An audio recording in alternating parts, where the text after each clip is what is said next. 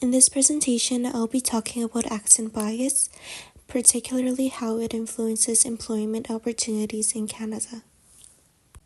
Accent bias occurs when people are judged unfairly because of how they speak, specifically their accent. In a country like Canada, where so many people are multilingual or come from different linguistic backgrounds, this kind of bias can become a major barrier to employment. So my research question was, what impact does accent bias have on employment opportunities, especially in the Canadian context? In other words, how does the way someone speaks affect how they are perceived during job interviews, hiring, or in the workplace? What I found is that accent bias isn't just about communication, but it's also about perceptions of intelligence, trustworthiness, and professionalism. And most importantly, it's not just an individual problem, but it's a structural issue that reinforces inequality. Let's begin with definitions. Accent bias refers to the negative judgments people make based on someone's accent. In social linguistics, accents are normal and natural, and everyone has one. An accent is simply a way of pronouncing a language that reflects your background. But in many societies, including Canada, some accents are treated as more legitimate than others. The so-called standard accent, often based on white middle-class norms, is viewed as more educated and trustworthy and more professional. Meanwhile, accents linked to immigration, ethnicity, or working class backgrounds are often seen as less intelligent or less capable, even when those impressions are totally unfounded. This creates barriers, especially in employment, where first impressions and communication skills are critical. But why does this happen? Why do people judge others based on accents, often without even realizing it? The answer lies in implicit bias, automatic associations that happen in our brains. When we hear someone speak in a way that's unfamiliar, our brains may process that as hard to understand or less credible, even when their message is clear. There's also something called social identity theory. This theory says that we tend to favor people who are part of our in-group, people who sound like us, look like us, and share our culture. And when people speak with a different accent, they're often perceived as part of the out-group, and that can lead to distrust or exclusion, even if it's unconscious.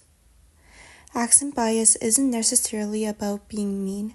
It's about internalized assumptions and cultural norms that influence our judgments.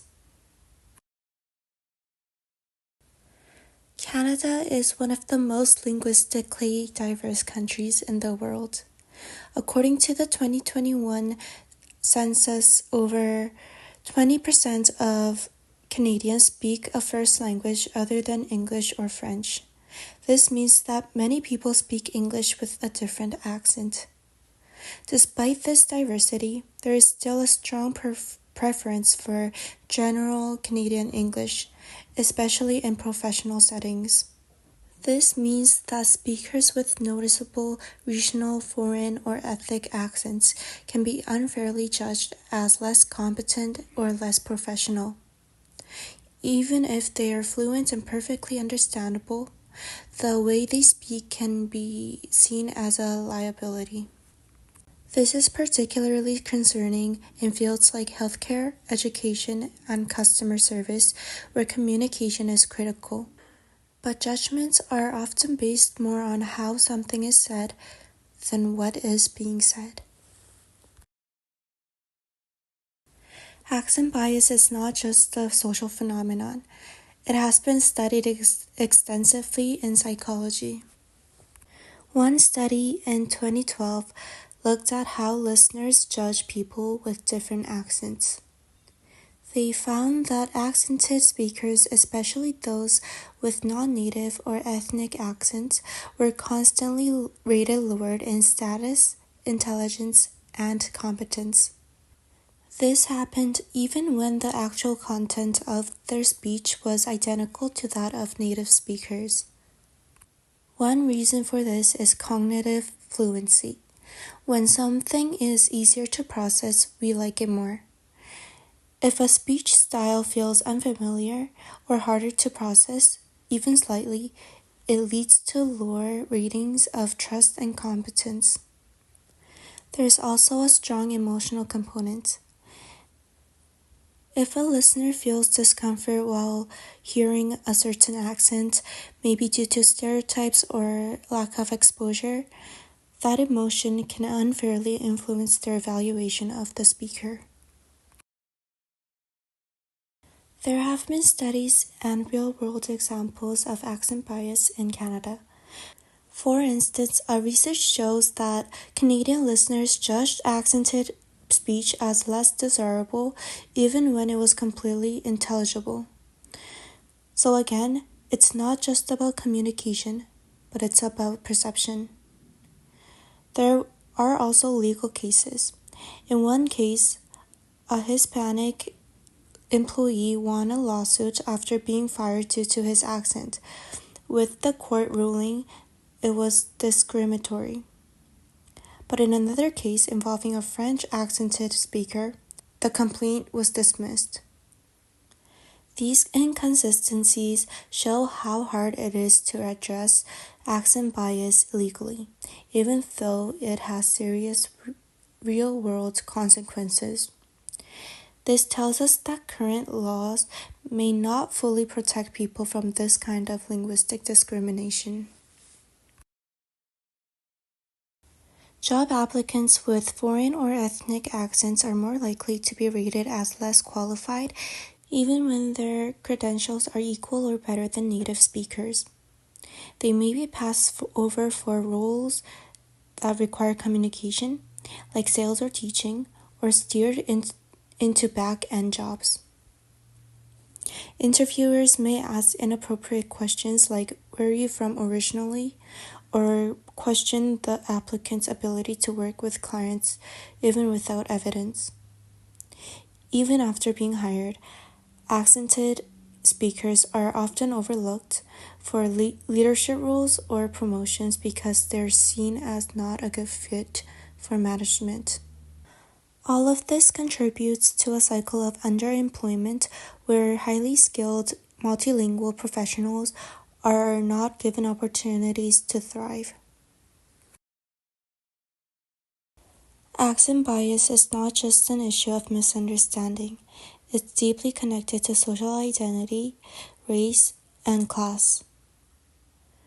A sociolinguist argues that language discrimination often stands in for other forms of discrimination like racism or xenophobia. Quoting on Rosanna Lippi-Green, accents become a way of policing who belongs in society and who doesn't. In Canada, speakers of Mandarin, Punjabi, Arabic, or African English varieties may face more bias, not just because of how they sound, but because of who listeners assume they are. So accents are not just judged in a vacuum, they're judged in connection with visible identity, cultural assumptions, and historical inequality. This shows that accent bias is not just about speech, but it's about power and belonging. One of the most important points I want to emphasize is that accent bias is not just a personal preference, but it's a structural issue. It's built into the workplace norms, hiring practices, and even our education systems. We are often taught, implicitly or explicitly, that speaking a certain way is correct, and everything else is wrong or unprofessional. But this mindset excludes many qualified, talented people from opportunities just because their voice doesn't fit a narrow standard. Instead of asking speakers to change their voice, we need to change the system, like how we listen, how we evaluate, and how we value language diversity. So, what can be done? First, we need to acknowledge that accent biases exist. Naming it is the first step. Then, workplaces should provide bias training, not just for diversity's sake, but to actively challenge assumptions about speech and professionalism.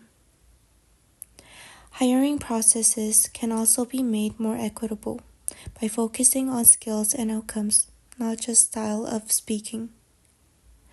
Organizations can also include linguistic discrimination in their HR policies, just like they do with race or gender. On a broader level, we can promote language awareness education in schools and universities so that future generations grow up understanding that accent does not equal ability. And finally, as individuals, we can choose to listen more openly, recognizing that everyone's voice matters. To wrap up, accent bias may seem small or subtle, but it has major consequences for people's lives. In Canada, it limits job opportunities, reinforces inequality, and goes against the values of inclusion and diversity. But change is possible. Through awareness, education, and policy, we can create spaces, especially in the workplace, where language differences are respected and even celebrated. No one should be judged as less intelligent or less professional just because of their accent. Thank you so much for listening, and here are the main references that supported my research, including studies in social linguistics and social psychology.